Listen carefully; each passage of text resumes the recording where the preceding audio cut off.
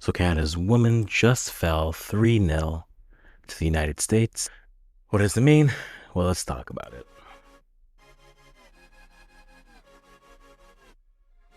Well, guys, this is What Does It Mean? It's our match reaction series for all games we got. This is probably the last Canadian match for a bit. We're about to tune and transition to WAFCON. If that video may be up or not, so make sure you stay engaged for that. But Canada just fell to the US 3-0, and honestly, it wasn't really close. Let's kind of talk about what we saw. Casey Stoney came out with a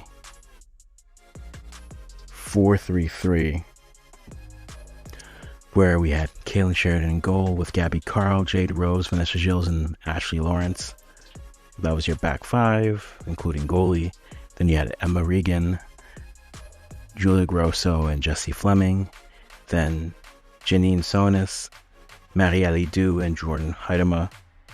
Honestly, there were a few moments for Canada where maybe they could have done something after they go down 1-0.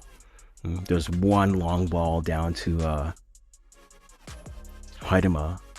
And there's just pockets of sporadic moments in this game where Canada maybe can do something, but for the most part, it was just pressure.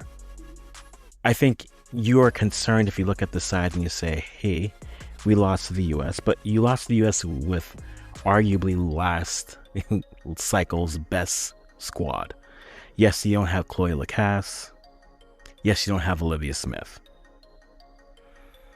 But everything was off on them tonight. Their passing wasn't crisp. Their reaction was a step too slow. To put this comparatively, this felt like watching Canada versus US at the U20 level, where Canada was the faster team, where Canada was quicker to balls, where Canada was quicker to react, were crisper in their passing. There's no goals for Canada. I think of this entire lineup, I think there's questions all around it. And this is one of those losses where when you watch it, you ask yourself, was it worth it?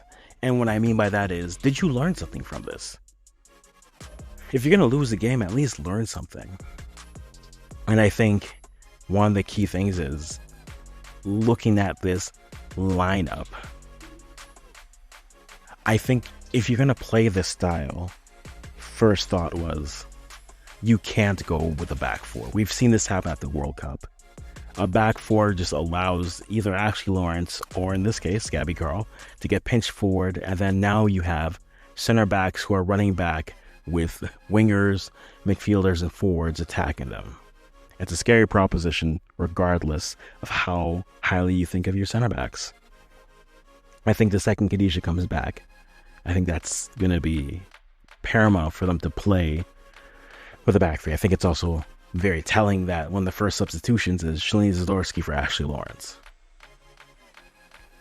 Fullback wise or fullback depth is a question, right? If Jade Riviere is healthy, I think she's playing.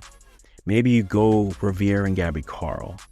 But I think once Khadija is healthy, you have to go back through Khadija and Jade as your outside center backs, and then Vanessa Gilles as your central center back. That way you can push your fullbacks a little bit forward in pressure as wing backs. And that gives you a little bit more. And then that becomes a conversation of, where do you need players? Do you go with a 3-4-3 or do you go with a 3-5-2? A midfield trio, for whatever reason, it just doesn't work with Julia Grosso and Jessie Fleming on the pitch together.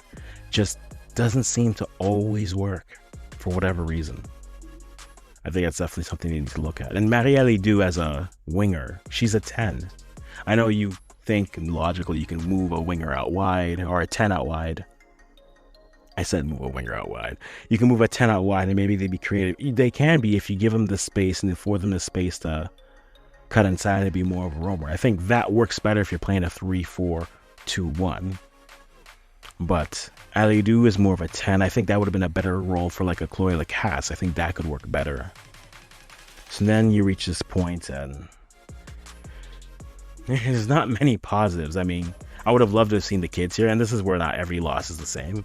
If you're playing this game and you lose, if you didn't lose 3-0, but You see a half of Holly Ward, a half of Caleb Briggs, a half of Annabelle Chukwu, a half of Semi Awuju. I think there's more takeaways from it, but in this game, you saw what many would consider as your best team go against what many would consider the US's rotated B side, and they were not on the same level. It felt like we were playing their veterans, right?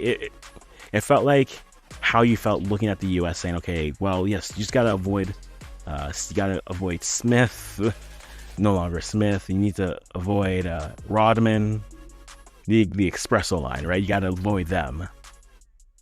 But then Rapinoe, still class, but you can get by there, right?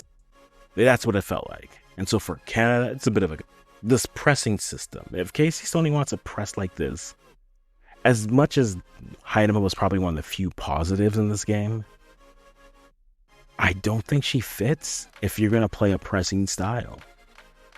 It's the same conversation if you flip it over to the men in Canada. Kyle Larin can press, but if you're going to have a coach who's going to play in a pressing style, Larin isn't that player. You play him if you think you're going to be playing and need that hold up.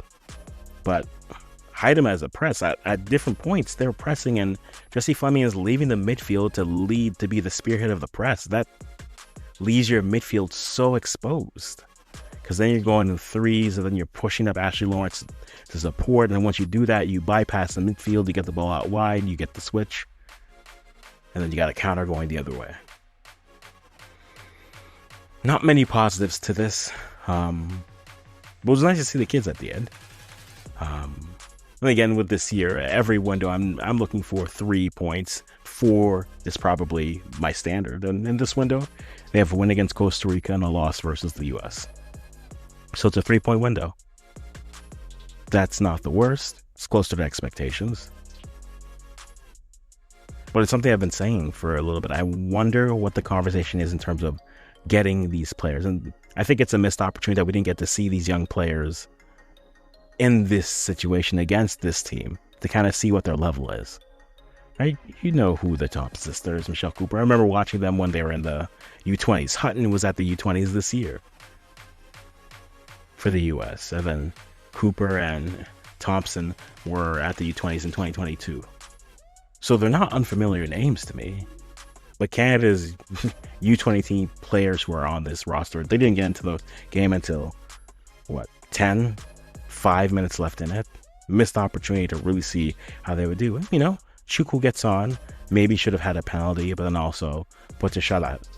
Creates the one save, the one legitimate save from the American keeper. So, lots to think about, lots to digest, lots to learn. But what kind of wins? You guys are watching and what do you think? Let me know in the comments below, and as always, I'm gonna stop talking right here.